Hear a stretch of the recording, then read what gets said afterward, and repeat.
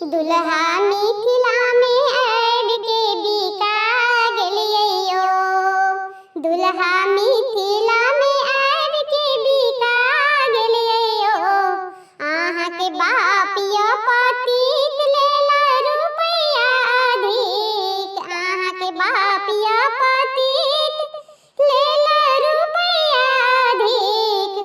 पढ़ा लिखा के बरद बना के बेच लेलयो। दुल्हा पढ़ा लिखा के बरद बना के बेच लेलयो। दुल्हा मिथिला में ऐड के बिका गेलियो। दुल्हा मिथिला में ऐड के बिका गेलियो। आहाँ के मायो या कुजरनी लेला दूध के दाम।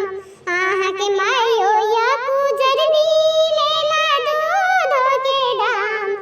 बेटा बेच बेच लेला सोना के हार। बेटा बेचनियो।